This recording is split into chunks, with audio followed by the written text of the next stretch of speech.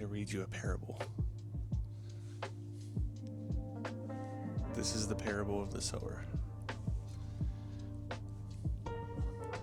On the same day, Jesus went out of the house and sat by the sea, and great multitudes were gathered together to him, so that he got into a boat and sat, and the whole multitude stood on the shore. Then he spoke many things to them in parables, saying, Behold, a sower went out to sow, and as he sowed, some seed fell by the wayside, and the birds came and devoured them. Some fell on stony places, where they did not have much earth, and they immediately sprang up, because they had no depth of earth. But when the sun was up, they were scorched, and because they had no root, they withered away. And some fell among the thorns, and the thorns sprang up and choked them. But others fell on good ground, and yielded a crop, some 100-fold, some 60, some 30. He who has ears to hear, let him hear.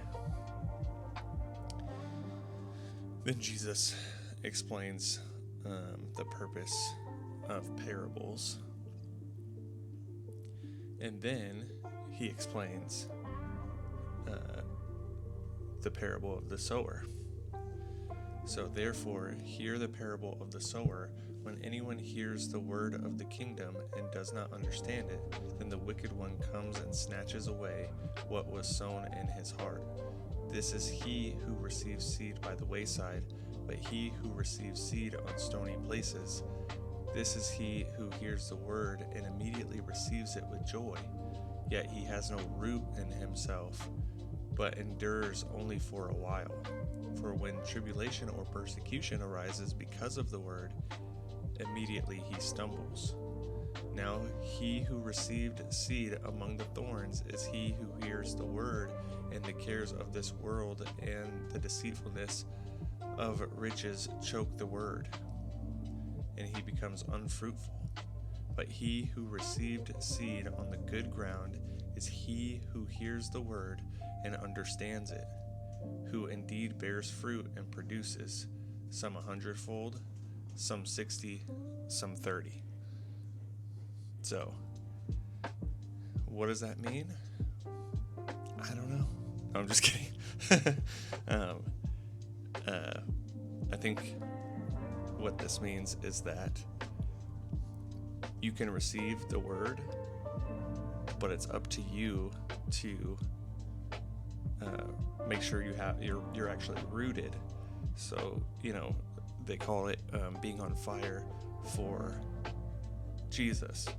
And the problem is that when you're on fire for Jesus, if you're not rooted, then that fire is going to burn out. So it's important to be rooted, so that way you can continue to produce fruit. If you are not rooted, then you will wither away.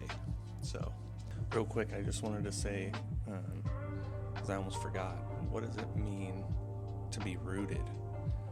Well, I think that means that you actually have a relationship with Jesus, not just, I read my Bible, or I read a couple verses, or maybe I go to church once a week.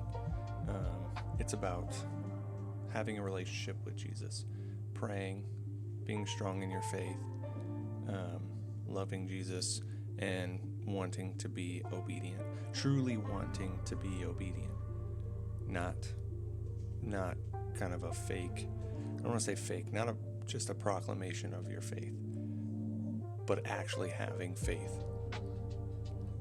And I think that comes through a relationship. So anyway, thanks for watching.